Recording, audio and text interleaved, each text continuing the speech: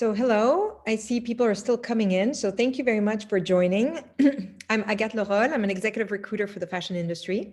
And I'm going to welcome today Rose Chan Siow. Rose, do you want to come in and join us? Yes, you know what? I just need you to, oh, there you go. All these technological things that we have to do now to have a meeting, right? Thanks, Yes. Agatha. Yeah. Well, Rose, I am super happy to be having this conversation with you. Rose is somebody I met, I think, end of last year, something like that, through a common friend that we have also named Agathe. So that was serendipitous.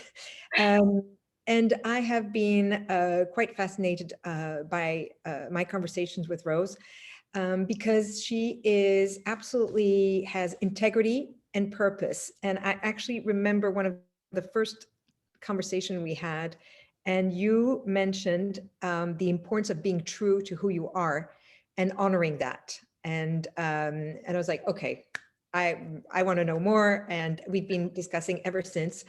We have lively conversation about HR. I don't know if everybody's interested, but we find a lot of fun in it, and HR and talent and etc. And so I wanted to have Rose having the conversation with all of you, just because she has a really interesting point of view as a recruiter and sharing, what are the myths of candidates have with recruiting, etc.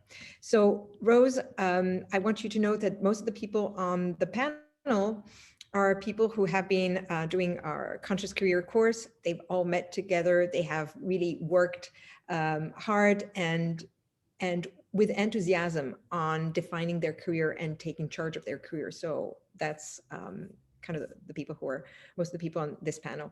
So Rose, we set a list of questions initially that we had convened to discuss, but I want to say to everyone, please don't hesitate to send questions or to raise your hand and we will stop and further discuss. I want you to also connect with Rose on LinkedIn. And I'm going to go very quickly, but Rose started as in human resource and talent management. She has worked with brands as large as a Coach and LVMH, and also in the fashion, Talbots and Carter's.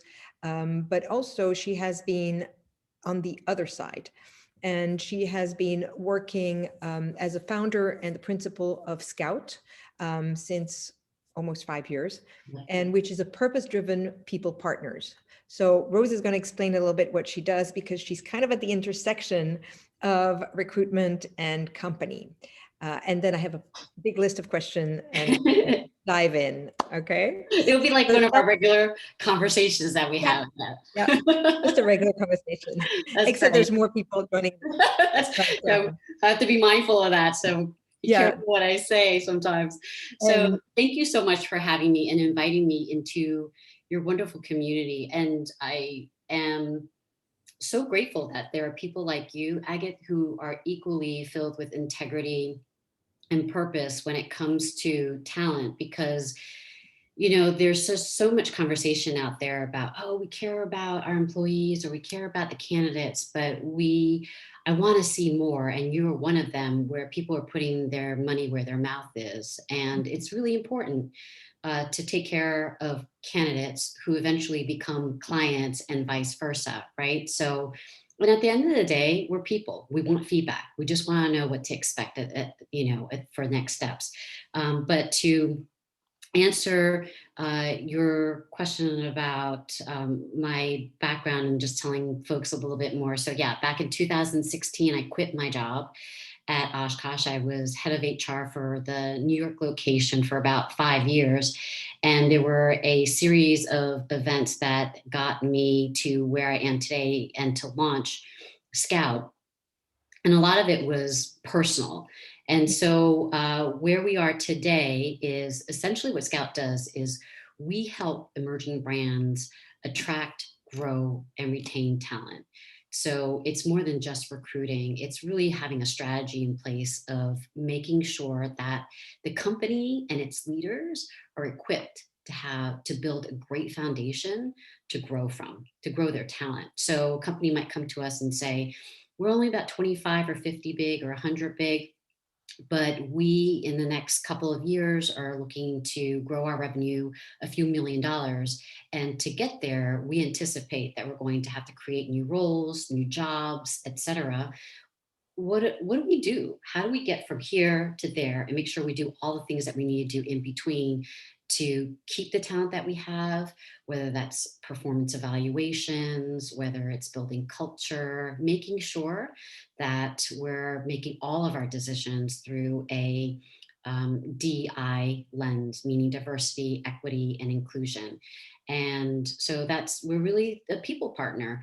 And on top of that, one of the things that was really important to me, I remember turning to a friend of mine saying, why aren't there more service-based companies doing what the Warby Parkers or the Toms of the world are doing, where you buy one, give one, or you're giving back? And we're hearing more about it, purpose-driven and companies that are doing good, not just doing business, and they're not mutually exclusive. You can do both. And I was trying to figure out how I do this without creating a whole nonprofit arm for my business, because that's another job in itself. And someone had a good friend of mine who is a founder of her own nonprofit, introduced me to Beth Bankston, who's the CEO founder of Working for Women. And I partnered with her last year, and we give 2%, 1% of revenue, and 1% of our time every single year to causes and to her organization that helps women in underserved communities gain greater access to economic independence. And so, we have found, as an economics undergrad, communities where women have that access, they are able to take the dollars that they make and make decisions that gets reinvested into the healthcare of the family, education, the community lives entirely. So it's really important. So it gives me almost this, not almost, but it does, this extra fire to work really hard, because I'm not just working to put a roof over her head and food on the table, but I'm helping other women at the same time. Yeah. Well, Rose, I mean, I know how passionate you are about that. And I commend you for all the steps you went through, because and you made it sound easy, but I know it was not. None of this is easy. I assure you. I want to thank you for pointing that out, Agathe, because I think that, especially with social media and just reading what we read out there, none of it is easy. I mean, for me to figure out just that purpose piece, that took me 3.5 years to figure out.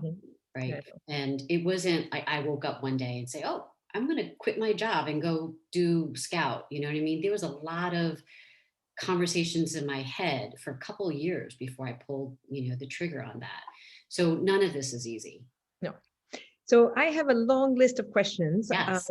And I think we're going to do like fire style. Like, I don't want to stay too long on any one question, just because I don't know what our audience will find interesting or not interesting. So I'm sure there's plenty. So the idea is to have this lively conversation, and we'll see in the questions or in the Q&A what is triggering people. So one of the first point, because you shared it early, is that you have the candidate-centric approach. So you put the candidate at the center of your process. And I wanted to ask you, what do you search for candidates beyond the skills? So when you screen people, what do you look for? And the idea is to be transparent with candidates, because it's not nobody's specific search here, but what are you looking for as a trained recruiter? Yeah, I think one is I started everything with a bit of skepticism, right? Everybody wants to put their best foot forward, and we're not talking about candidates, we're talking about clients. They have a certain viewpoint of like how fabulous their company is and la la la. So I think it's always important, like, not only am I talking that I have the perspective of the HR person, whoever the point of contact is, whether it's the recruiter, but I want to have the conversation with the hiring manager and whoever else I can have exposure to, because that's going to give me a better cross section of what's really going on there. Because we all joined companies at one point or another, right? And it's like beautiful honeymoon, and then things start to come out of the woodwork. I'm like, yo, how did this happen, right? So it's my job to ask the hard questions and be really direct and say, listen, I'm sure you love the company you work with, and this is talking with the client, but tell me some of the things that you guys are working on that Yeah. you want to change. And that's really important because that's important to me because it's my reputation when I go out there and introduce a job, right, to a candidate to give them the full picture. And then I also challenge my candidates to say, ask questions as much as they are interviewing you, you are interviewing them. We spend way too much time on work, right? That to not scrutinize, Yeah. the people who we work with. So to answer your questions about what do I look for beyond skills, one, I want to verify the skills. Just because you have it on your resume, I'm not going to take your word for it. I want you to walk me through what you do. And thankfully, you know I'm pretty good about researching and really understanding the industries I work with and the roles and responsibilities. I am naturally very curious, so I am going to ask a lot of questions. And for some people, they find it annoying, but I got to do a good job for everybody involved, so I'm going to ask. So I'm going to verify your skills, and it's going to be asking you questions like, walk me through what it takes to do that, and I will dig deeper and probe. The other thing that I look for is I look for stories. I don't mean like made up stories, right? I'm looking for stories that shows me how you think, how you figure things out, how you stumbled and pick yourself back up, And so,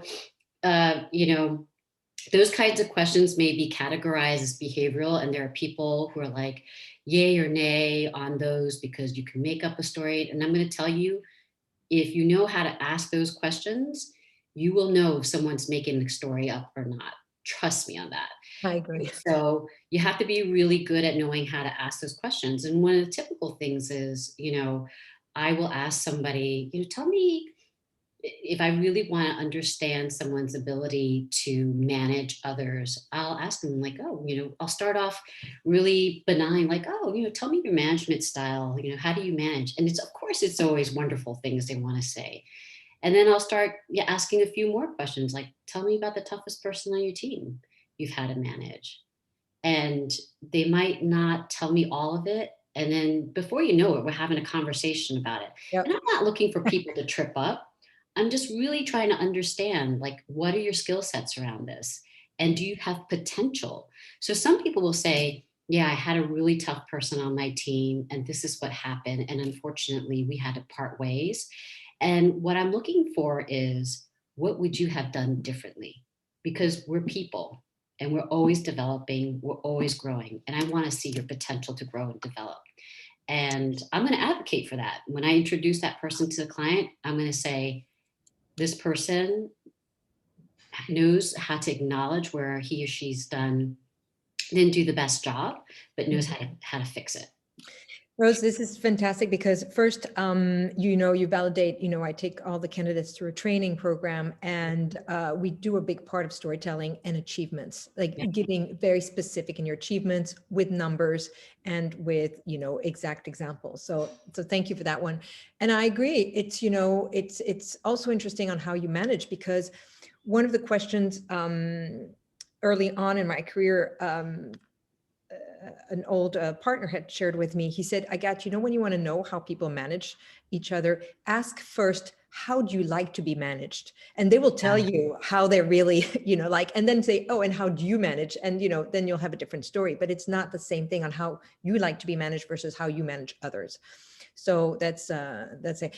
And and lastly, I agree. I think, for companies, for clients, and for candidates, I will often ask, tell me the good, the bad, and the ugly, because, the ugly is, even in a perfect world, there's a little piece that you could do without. And what is that? Right? Yeah. And people define things differently. How many times have we heard, oh, I don't like to be micromanaged? Define micromanage to me, right? Because I'm a very detailed person, Agathe, but I like to give people space, right? Yeah. But there are times where I'm like, I want it perfect. And I'm not going to apologize for that, because we have to get this out, and we have one shot to make sure that the perception of the work that we deliver is sharp. And so some people, might say, oh, I don't want to be micromanaged. I usually ask them, like, define micromanagement to me. Like, let's not take for granted that everyone is going to define things the same way. Right. So yeah, I encourage people to ask questions for sure. Yeah.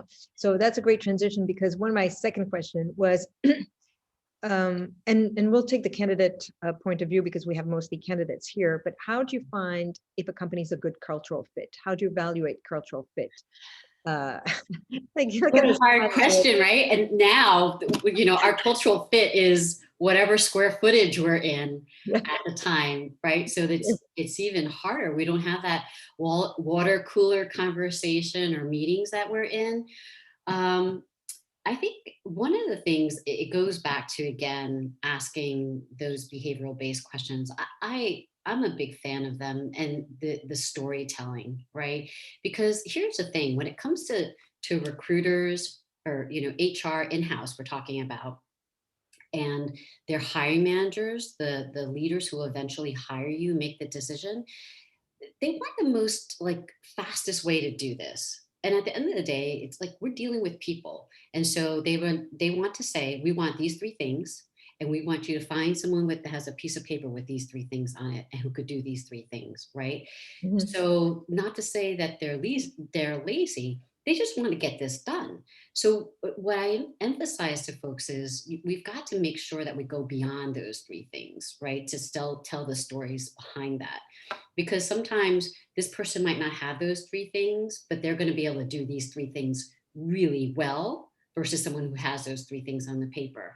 And a lot of that has to do with cultural fit too. So again, as my job, as someone who's, tasked with recruiting an individual for a position, is to ask really good questions about the culture. And I had one really great head of HR who we were colleagues and friends prior.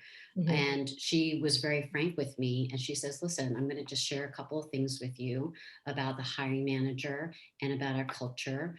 And in order for this person to be successful here, they have to be okay with X, Y, and Z. Most companies don't do that. And so I would say, I love the way she couched that. And so my thing is, I would ask the company and the client to say, what do we need from this person to ensure that they're successul? Yeah. Right. Yes. Like, I'm so bad at politics, I don't even think I could, I don't think I could do it. I know I can't do it. I have a certain threshold for it.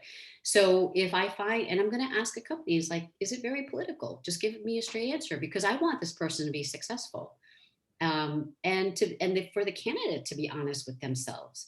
I think what happens is, not to evaluate cultural fit is as much the responsibility of the candidate as it is for the recruiter and the company, right? The candidate's got to be really honest with herself to be able to say, I don't like playing politics. I really want to go in there, really passionate about my work, really passionate about building teams.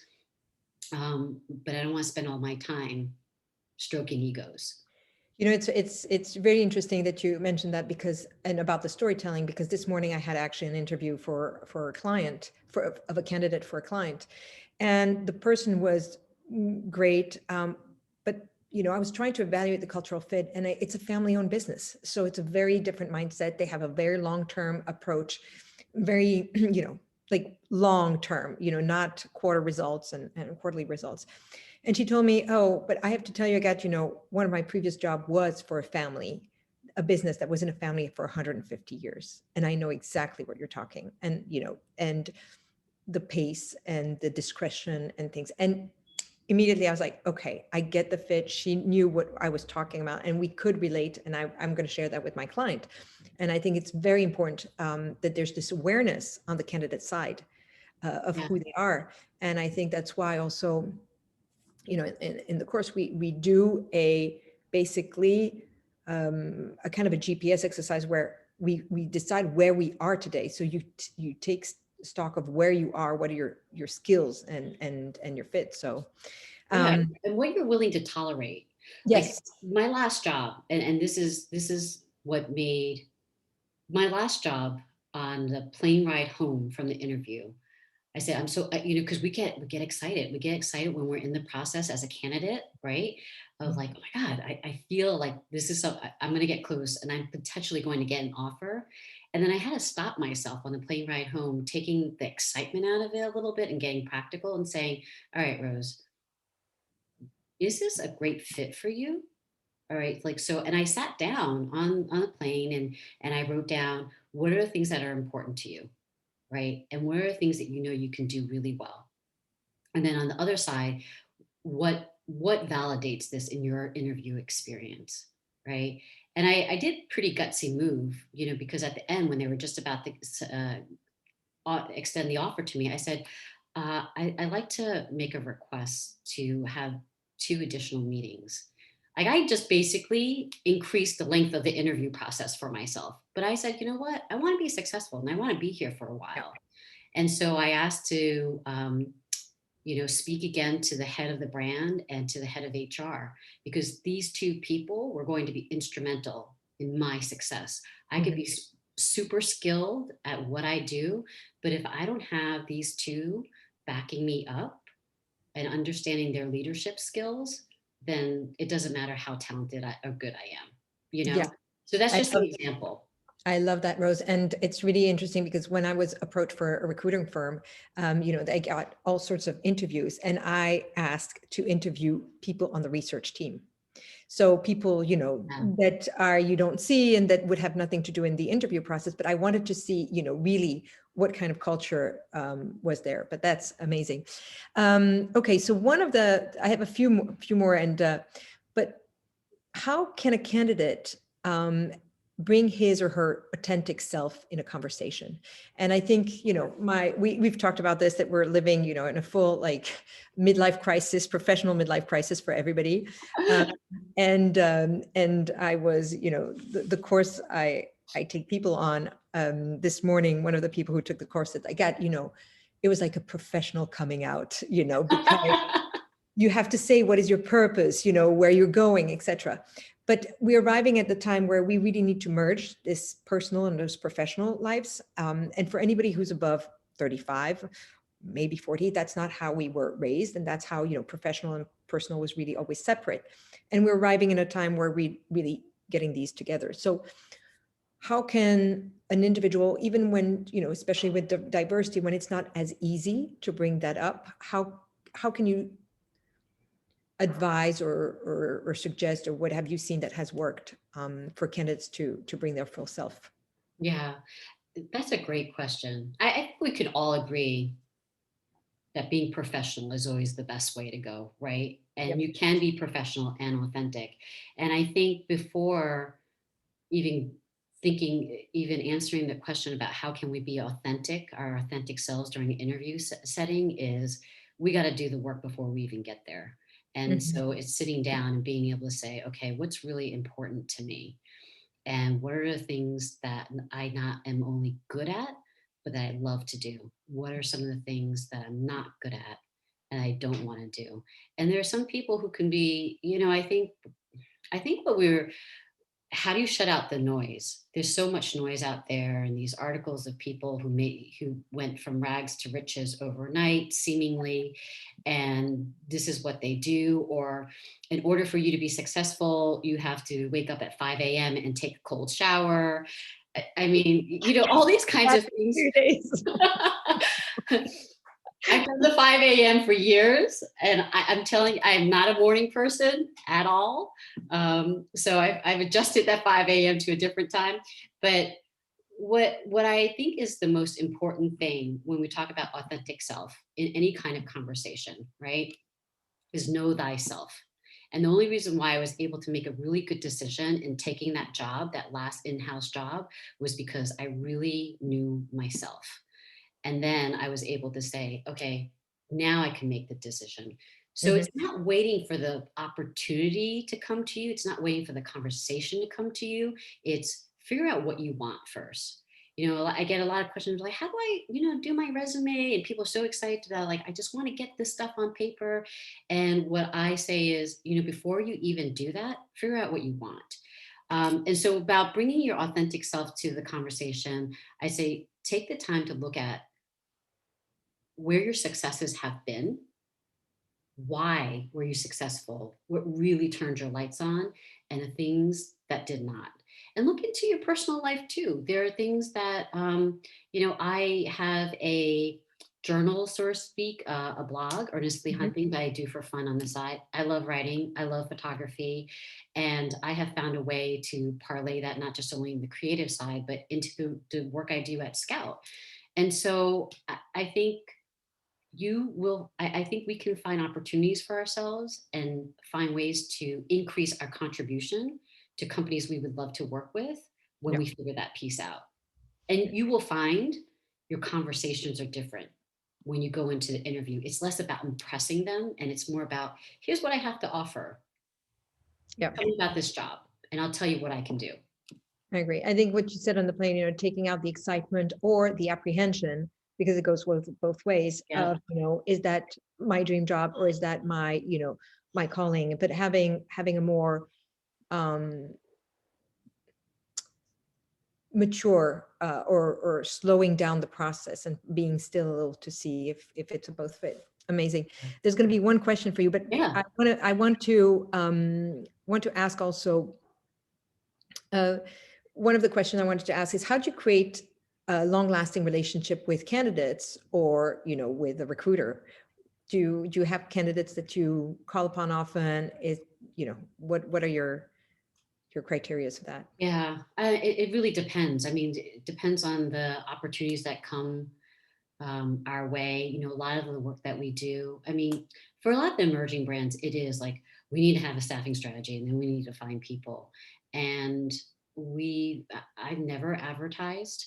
It's always been going through my network. It's always, or going through our own sourcing and research methods to find the candidate.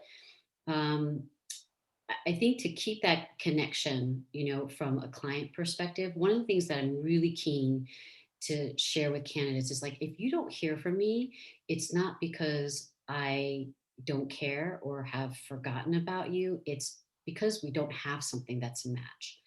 And what I would encourage, I always say to candidates, like, just drop me a line. You know, every 3-6 months, let me know what you're doing. If you have an updated resume, if things change for you, if you're doing anything that's significant that adds to your story, because we are, especially in this day and age, it's tough out there. And what we're seeing in the marketplace, because we're seeing a lot of these companies are hiring, or new jobs are being posted. And then I'm looking at these numbers where there's so many people looking for jobs. There's so many qualified people out there. Like, what's happening? So we're seeing, you know, it's like the stock market. The stock market's doing unbelievably well, but it is not a reflection of our economy, right? So I think it's one, my advice to candidates is, don't be shy about constantly reaching out to people and staying in touch with your recruiter. I just had someone reach out to me. We made an initial connection in September. I don't have anything. My clients aren't working on anything that's a match for her, but she reconnected with me to say, hey, you know, happy Thanksgiving. And I just came up with a brainstorm. I said, hey, I might potentially have something coming up, and we can work on potential projects together. So I think it's just staying creative. It's hard to stay motivated, for sure. Yeah. And I think it's really having, you know, it's like getting ready for work, because you are working. Candidates are working when they're looking for a job. They're not necessarily getting paid, but they're working. Yeah, that's amazing point, because I agree. I think, and again, that's, you know, my big philosophy, or my big realization during the pandemic, is that community of candidates were always, you know, individual candidates, and by connecting them together, they are helping each other, and they are finding support, and they're having that conversation. Hey, you know, what do you think of my resume? Hey, can you practice interviewing? That's what we give them, because it is very isolating to be a candidate, even if you have a job. But, you know, the process is, as you said, it's work. So there's one question that I would like to take now, because Will Forrester, who's someone I very much appreciate, is asking a question. It's about you. I think it would be interesting of how you moved from in-house corporate to starting your own practice too. So it could be. So he says, in doing your work before starting your own thing and following your passion, do you have any aha moments to share, and tonics to prescribe for overthinking? Oh man, I'm still looking for that tonic for the overthinking. 3.5 years before she found. We had fun discussions. We've been discussing this. It's like, how long did it take you? No, I'm not even going there, and anything, because it's true that Rose and I, when we connect, we have very similar path and very similar values, but we see, you know, we share about the industry and how the challenging state of the industry, whether it's with candidates or with companies and everything. So anyway, and we are both owners of our small business, and we've both been in-house, so we kind of know. So yeah, what are your aha moments of? Yeah. Wow. Okay. I'm constantly having aha moments, even when I don't realize that I'm having aha moments. I do extensive journaling, and I'm always evaluating my work every single day. And it's a high burnout. I mean, and what works for me doesn't necessarily work for other people. And it's, again, going back to know thyself. And, you know, I'll share a little bit how I got to where I am, because that's really been the motivating factor for me to not overthink and to stay motivated every single day. You know, the year, I'd say like about 8 months prior to me quitting my job, and I already was thinking to myself, what's the next step for me? I had interviewed, had an offer from a competing company literally down the street that I had turned down. And I thought to myself, like, what's the next thing? And I said, maybe it's for me to go out and do my own thing. And I had ideas percolating what that might look like. I was at a business lunch. My phone started buzzing like crazy. And that's when I asked my lunch companion, I said, you know what, let me just take a look at this, because it's going off like crazy. And the text that I saw was, you know, Dad is dying.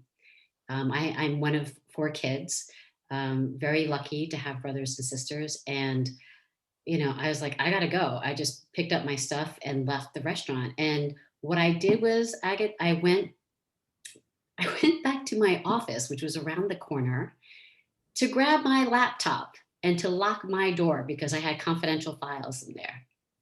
My dad is dying. And then in the cab ride there, you know, of course, I'm worried about my dad, but once I got to the hospital, they stabilized my dad, and I was just thinking about this. I was like, you know, if I'm lucky, I've only lived half my life. How do I want to live the next half? And if I'm lucky, it'll be a healthy next half. And it's not going to be this way. I'll tell you that, you know. And, you know, is this bringing out the best of me? The work that I do, the people that I work with, is this the best that I can contribute? I can do more. And that's when I started building out in my head, like, this is what I want to do. And I don't want to just help businesses. I want to help other people, women, underserved communities. So that's my number one motivator. You know, that's what gave me the guts. And of course, to spend more time, have more flexibility to dictate my schedule. You know, technically speaking, at a director level, you should be able to come and go as you please. But a lot of us are chained to our desks. And so for me, I really wanted to have a full professional life. And so because of that, I was able to go and start Scout. And so there are days, for sure, because it's not easy owning your own business. We have to hustle every single day. It's not like where we would go in, right? And this is the benefit of work. And there's so many days, Agathe, and I remember telling you this often, like, it's so sometimes I just want to go back in-house, get a regular paycheck, know that the work is going to be there, know when I'm going to check in and check out. as a business owner, it never stops. I never stop thinking about how do I keep my business going, right? And how do I do the right thing? I think to answer the question about the aha moments, the aha moment for me is I just started working with a marketing partner. Mhm. The aha moment for me is like, I'm doing all the things I think I'm supposed to do. Well, how do you know, Rose? You're not a marketing expert. Yeah. And that's when I'm like, okay, I need to go talk to a few people and figure out what I want to do there. So it's being real honest about what I'm good at and what I'm not good at. Two, and then learning, like being really open minded. I'm a very stubborn person, and I've learned to not be so stubborn and to be just less like suspending judgment, right? And assuming things, and to say, maybe I'm an expert in that, but there's more I can learn. There's another way to go from point A to B. I'd say reach out to people. Yeah. If you don't know something, reach out. People want to share their knowledge. Mhm. Um, I want to jump in because, first, I think stubborn, it's always a double-edged sword, but stubborn is also discipline is often comes. So keeping the discipline, and I know you're a very disciplined person, and letting go of, holding on to some certain views, which is what stubborn is. But I remember writing down, because when you and I talk, I'm like always taking notes on my notes. But I remember you sharing that self-realization is hard work because you have to let go of belief, and you have to separate what we thought we wanted to do and what we do, like what we thought we were going to do and what we actually yeah, do. And yeah, I think it's very important, whether you're a candidate or at any moment of the journey of your career, to stop, pause, and realize, am I going in the right direction? Because as you said, at least in 2019 and anything before 2020, we were in automatic mode. So we yeah, were very much like, this is how it's done. You taking the train at 5 a.m. or at 6 a.m. and doing all that commuting. And I know you have your daughters. And so, we were on automatic. We were not even questioning. And yeah, that's where 2020 was so incredible, is that we had to stop and really be aware, take account of what's happening, and we can have the chance of doing things differently. So it's not easy because, in the process of stopping, a lot of us fell on on our ass pretty straight. That's what happens when you have to stop something very rapidly. But at the same time, it's how we can really take the next step, take the next 10 years, takes the next 5 years, having a real intention for that. yeah, for sure. And I think it's hard because it's I know that even when I had the space and I gave myself like X amount of time to say, okay, you will take the next few months to refine what's the next step for the business. It's hard because there is in the back of my mind, as I imagine it would be for those who are in transition in between work and looking for that next opportunity, we're panicking. Like, okay, we've got financial obligations, we've got things that we need to take care of. And so it's so easy then to shortchange all those things that we have on our list that are important to us. It's hard to stick with it.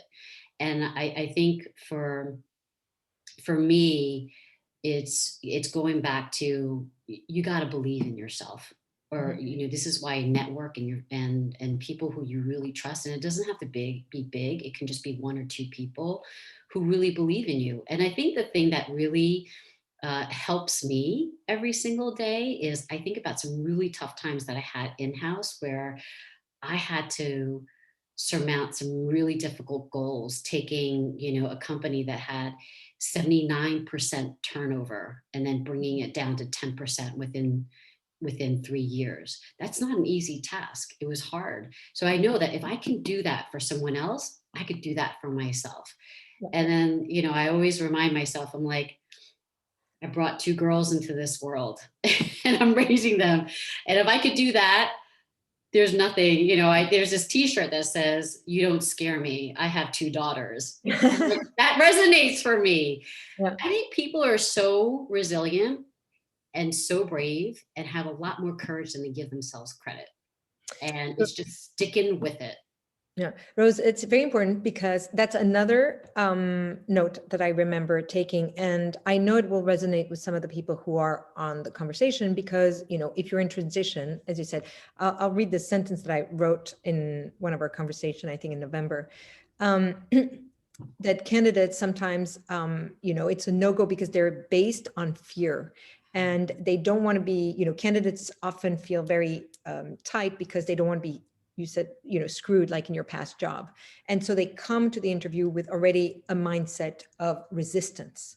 And you know, like, how do you let go of that fear or how do you work it out with discipline of keeping that really mindset like an athlete, you know, Yeah. you can marathon, so you know what it is, you know, keeping the mindset of somebody who is going after what he or she wants and not being feared. Now, there's obviously, you know, the economic challenges, as you said, but it could be finding a job, you know, but with a clear head that is not your dream job per se. But, you know, how do you stay out of that fear process, and how do you advise candidates, and or do you see it when you interview? Yeah. And what would you recommend? Yeah, I mean, fear is a really tricky thing. We all experience it. And I believe that there is, and thank you for bringing that up, Agathe, because I know that from my own experience. You know, that last job that I took in-house, I had no other offers on the table. I was in between opportunities. And, you know, I think the typical me would have been like, just take it, Rose, and you'll figure everything out later. And it was because of the absence of fear that I said, you know what have I got to lose? You know, if I don't get this job or, you know, or it doesn't work out for me, I'm just going to keep going. And I think that's what made me take that gutsy move to ask for, I want to make sure this is the right decision for me. And also the thought of whatever it is that we're about to do, the thought of it is usually worse than the actual thing, right? So it always is, because I can't tell you how many times I procrastinate on getting something done. And then when I get it done, I was like, Rose, this is just another point in that column of like, don't procrastinate, because you agonized over this for 3 days when it took you an hour to get it done. Yeah. Right? It's really not that bad. So I would say you're going to feel fear no matter what. Go for it. Just do it. Right? Because once you get into the process and it's about building momentum, your mind is always going to convince you that it's not a good idea. Always. Like I'm gonna confess, I don't like running. I don't, but it keeps me sane. Yeah. And you know, like people are like, why are you running all these like half marathons? That's my sweet spot distance. I go out there, run. I went out there today in 27-degree weather, and I'm like, I hate this.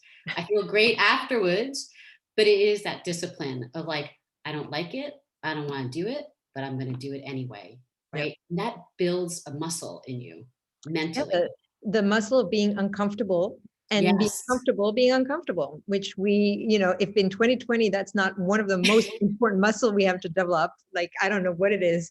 But I absolutely, and I know that we have some runners on the panel, the participants, so that's one important thing. I want to open, I have plenty of other questions, but I want Katie to ask, if anybody has a question, please raise your hand or you know, ask your question, because I have plenty. Rose and I can come, you know, have conversations for hours. We actually put a time limit on our Zooms usually, because we can go on and on. But if anybody wants to have a conversation to a recruiter and ask that question, or you know, you can put in the Q&A also if you don't feel like out loud to say it out loud, but don't hesitate to jump. And I'm just going to continue until anybody has conversation. But I think it's a very important, you know, for me to share. So as a recruiter, I know that there's a big part, the initial part is that triage part of, is that a candidate who has the skill? And then the next part, is that a candidate that is with the right cultural fit? And then is that a candidate who will be successful in this job? And I have kind of three steps that, of course, they have to have the skill, and then they have to have the cultural fit. And then, are they going to be successful? Are going to be, in the right space with that job? One of the things I'm very adamant is always closing, and I don't always have feedback, but how do you close, and how can you suggest candidates to ask for feedback or ask recruiters? Yeah, there's nothing worse than not being able to give a candidate some good feedback. And sometimes we really don't get the right answer.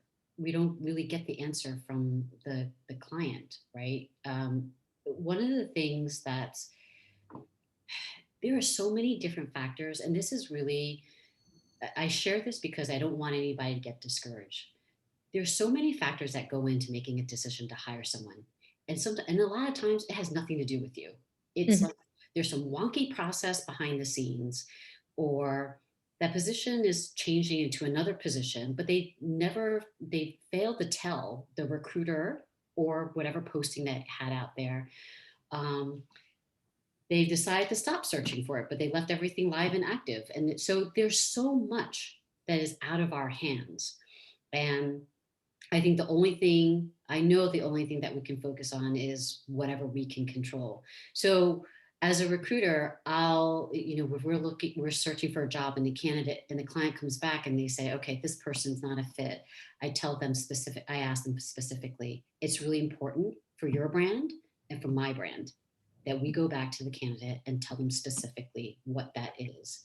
And if they don't have this skill set, would there be an opportunity for this person to be considered a candidate for another role? And what would that look like? Just so that, we're not just doing this to be nice, we're doing this to be constructive.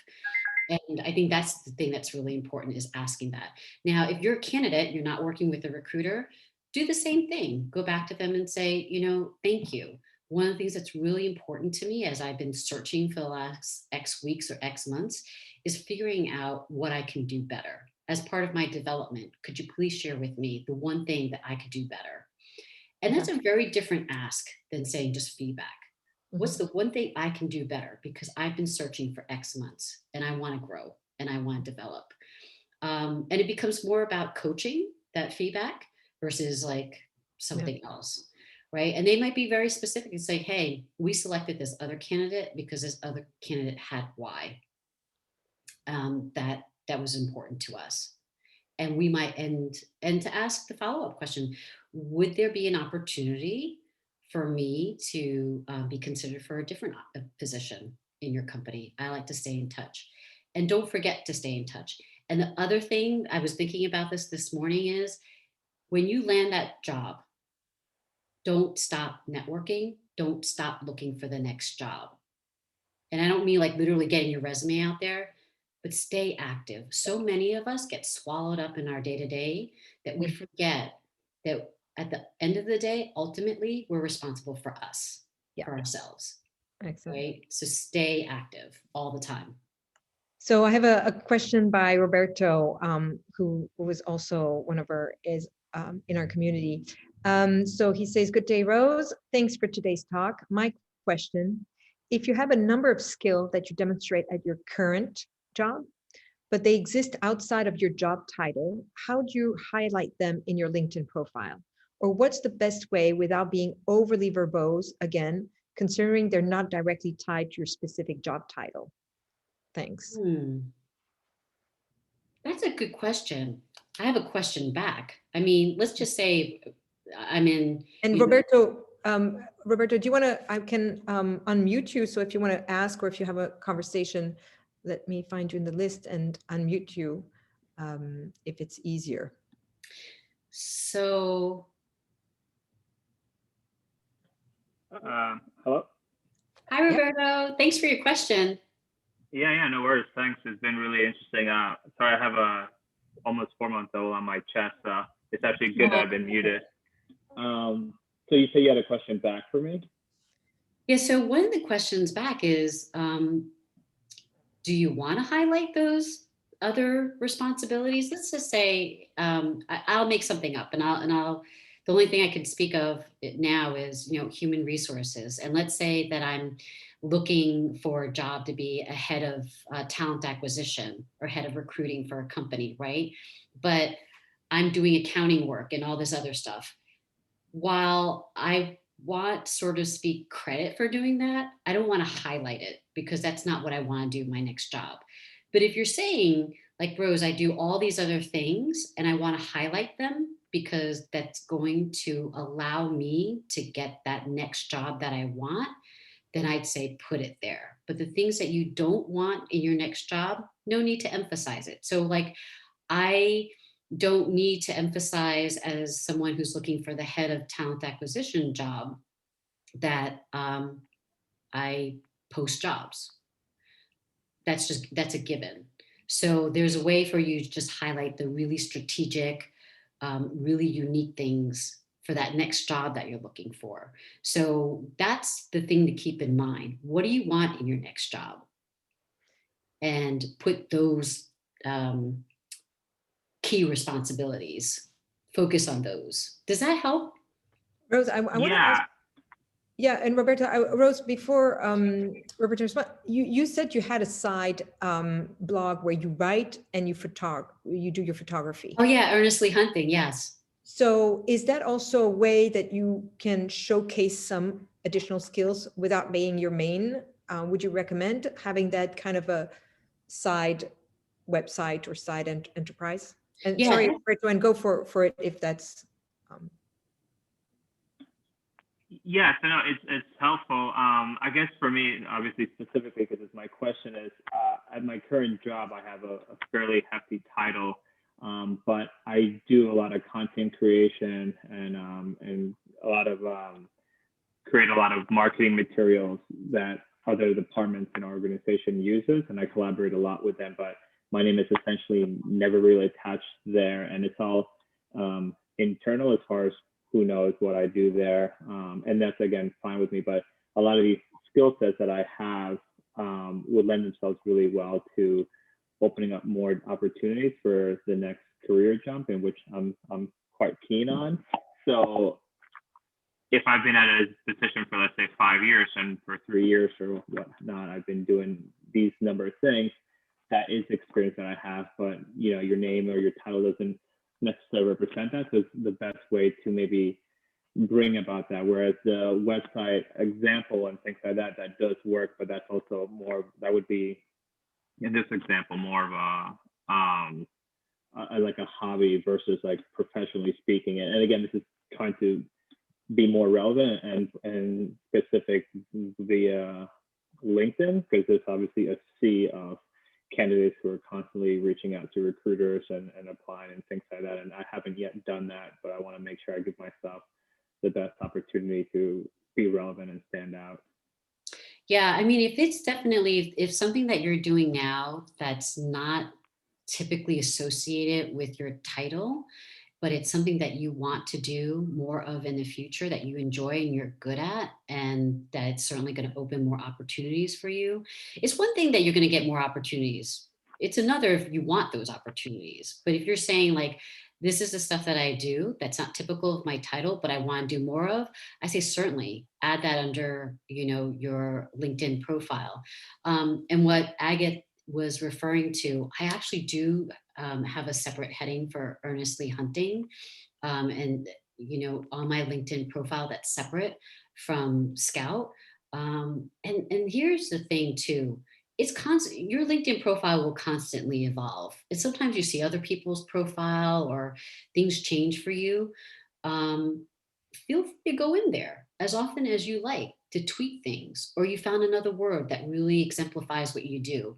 So I think it's just try it, kind of just the what do you've got to lose? I think that's one of the questions I like to ask myself when I'm about to do something.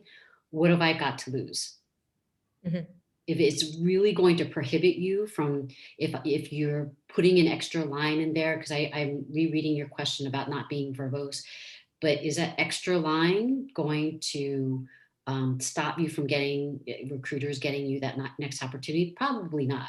See what happens. It's likely not to hurt you. Yeah, and also adding, closely working with, the content marketing team, or closely in close relationship by creating content for the marketing team could be also adding. Thank you, Roberto. Thank you for the question. And I have one last question because I realize it's almost 2. So I want to tell that question first, and we still have the same number of attendees. So in an hour, nobody dropped. So it must be, Ooh, wonderful. Or awesome. But I have Diane, and Diane, if you want to ask a question, she says, what if the title of the job you are interviewing for does not reflect your experience and it cannot be changed? So I don't know, Diane, if you want to be speaking this question out loud, but basically it's the title of your job you are interviewing for does not reflect your experience and cannot be changed. Diane, maybe I'm going to let you. Hi, this is Diane. Thank you, Rose. Hi, Diane. Thanks for your question. It really resonates with me, I have to say. So thank you. I just have a question. What if you're interviewing for a job and the title that they offer you for that job doesn't reflect the past experience that you had? Meaning that my question is really, is that going to affect the next job after this one if it looks like a drawback? So if I understand correctly, this job that's being offered is maybe positioned lower from a title perspective, at least lower than what you've done before. So it looks like you're taking a step back. Yeah. Oh, it happens a lot more than you think. And Agathe, definitely chime in on this one. I think we see that often, right? And there's usually a very compelling reason why that happens, because again, practicalities. I understand that they're the economics, and people need jobs at the end of the day. And usually when I'm the interviewer and I see that on the resume, I'll ask them, I'm like, tell me what happened here. You went from a director to manager. And I think a lot of us will see more of this. A lot of us on the interviewing side will see more of this happening, particularly in the 2020 to potentially 2022. Right? People need jobs, and they want to be purposeful, and they want to be put to work. They want to use their skill sets, and there are limited choices of the kinds of jobs that they could take. So it's not going to be a like for like when in terms of skill set and opportunity.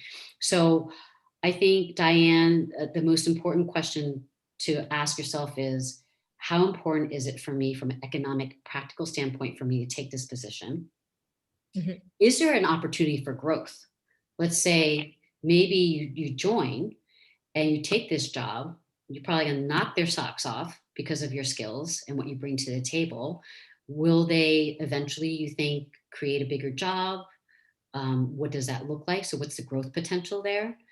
And then 2, I think also what you can do is, you can continue your search at the end of the day. I always tell people, listen, you never stop looking. And I don't mean like actually looking for another job, but meaning you're always sending your resume out there, even when you are employed, especially if you're newly employed. But you keep your eye out there in terms of what other things that are going on. But in terms of it hurting you, I'm not sure that it's going to hurt you. I really do think all of us, having lived through what we've lived through this year, and understand for the next 2 to 3 years that we're going to see more and more of this happen, it's going to be the norm. It's going to be okay. Agathe, what do you think? So it's interesting because I think also, if you're going into a new industry, or if you're going for a company that is much bigger, or if the scope of your of the work is different, you can justify. I think what Rose said in the beginning is that you need to have a story behind it. you know, it's in a story that makes sense, not just to, you know, fill in. But if you can explain a transition, that's really important. One of my, you know, secret questions that I ask candidates, and I really want to one of my trick questions is, you know, that is the blank line in the resume, right? So let's say they were, I don't know, in this position, and they were in that position, and they were in a third position. And I asked them, what triggered the departure or taking a new job? And I'm very interested in why you were interested in changing. And if I hear 3 times, I had a bad boss, the team was not agreeable with me, you know, I was disagreeing, I'm like, okay, it's not them, it's you. So thank you very much. But as I hear, oh, you know, a colleague brought me to the next position, and then I was hired, you know, I followed my boss. And then, you know, I'm like, okay, so that's a person who's always poached, they always want on their team. So telling the story is very important of how you got, and you said, you know, it was 2020. I wanted to explore a different industry. I actually wanted to, you know, work with a younger team or learn something new. That's very appealing for a recruiter, because I think what Rose said in the beginning is, you know, being honest is something that we recruiters want to hear. Like, why, you know, would you have done something differently? You know, having that awareness, that perspective on your own career is really important. Yeah, and I maybe I'm alone in this, but I've had people, you know, especially during the 2008 2009 financial meltdown, and we've had massive layoffs in the retail fashion space.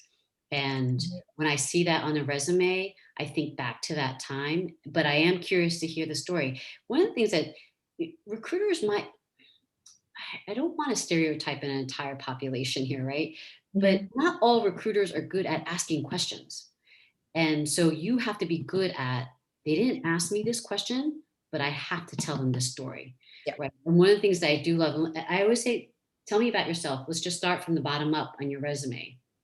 And one of the things that's really important is like, the reason why I left this position is X, and the reason why I took this new job is because of Y, right? Tell that story, get really comfortable, right? Of making sure you communicate that story, even if they don't ask it.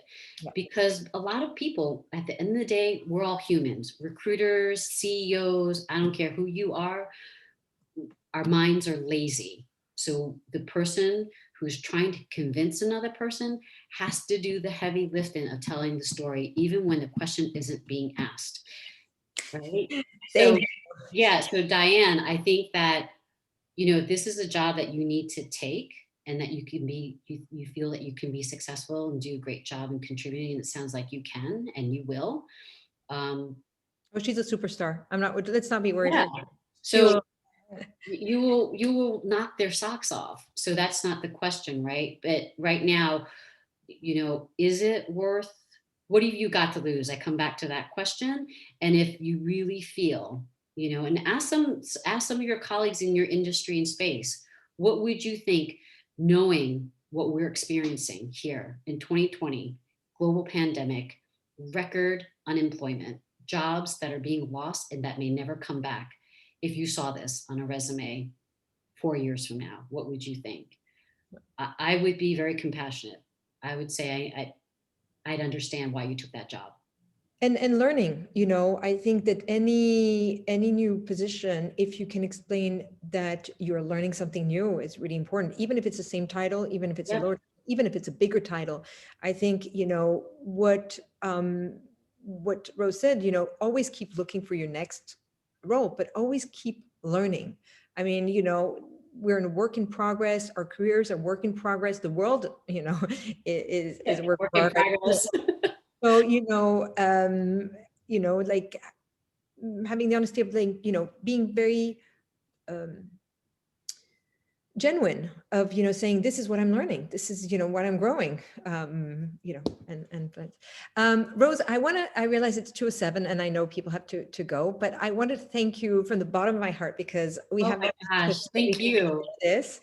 I think we could do a lot more, but I will suggest the participants and the attendees to connect with you on LinkedIn, and let's see if we can have another one of these conversations. Yeah, I would love it.